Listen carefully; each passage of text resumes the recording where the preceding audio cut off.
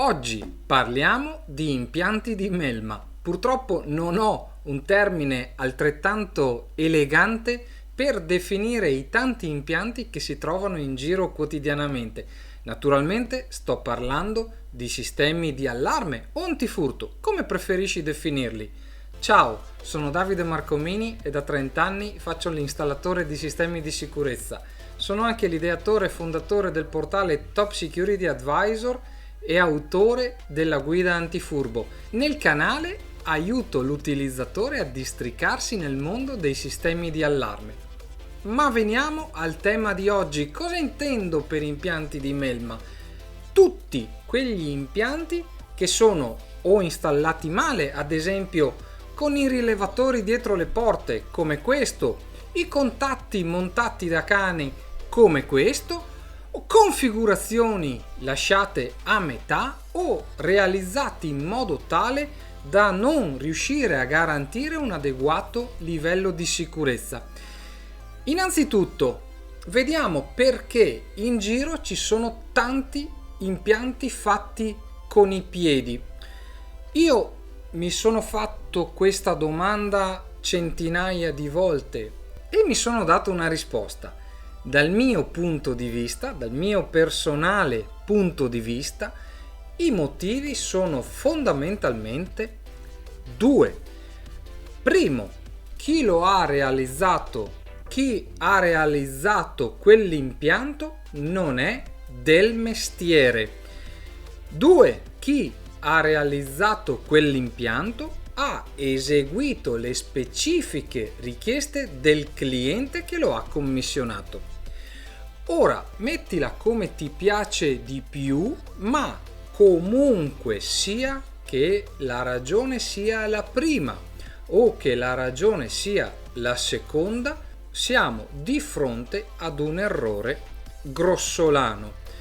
Vediamo di capire perché, vediamo di sviscerarle queste due motivazioni, che sono poi quelle che mi sono dato io, ma se ne hai altre ti invito a lasciarle nei commenti. Anzi, se non vuoi perderti nulla di quello che pubblicherò in futuro, iscriviti al canale e spunta la campanella. Ma vediamo perché questi due errori sono dal mio punto di vista così grossolani. Cosa significa innanzitutto non essere del mestiere per qualcuno, per uno che fa impianti di allarme o se che dir si voglia sistemi di sicurezza? Pensare di riuscire a installare un impianto di allarme solo perché si ha una determinata dimestichezza con i mezzi tecnologici o si sa usare un trapano e un cacciavite è un errore bestiale.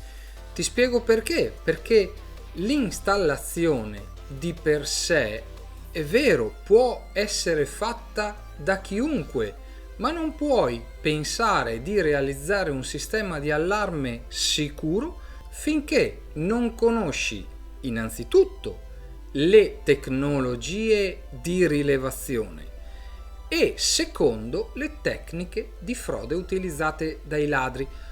Tutto il resto è naturalmente esperienza, come il non sapere dove installare un rilevatore, come nell'immagine che abbiamo visto prima, il non sapere come installare un contatto a una finestra fa parte dell'esperienza, ma al tempo stesso fa parte anche del conoscere le tecnologie di rilevazione, ovvero se conosci le tecnologie di rilevazione, un errore così non lo fai. Chi conosce le tecnologie di rilevazione questi errori non li fa.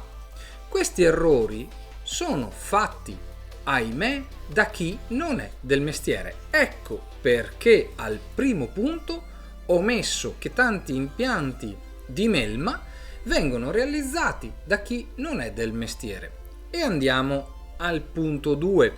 Chi ha realizzato quell'impianto ha eseguito le specifiche richieste del cliente che lo ha commissionato. Eh sì, perché se il cliente, che non è del mestiere, e qui mi collego al punto 1, ti chiede montami un rilevatore lì, o come è successo a me personalmente, la porta è blindata, non ci mettiamo nulla, e l'installatore esegue l'impianto come da richieste del cliente, è un altro errore madornale. È un errore madornale perché è l'installatore, è il tecnico, è l'esperto di sistemi di sicurezza che deve stabilire cosa proteggere, come proteggere, in base all'analisi del rischio fatta preventivamente.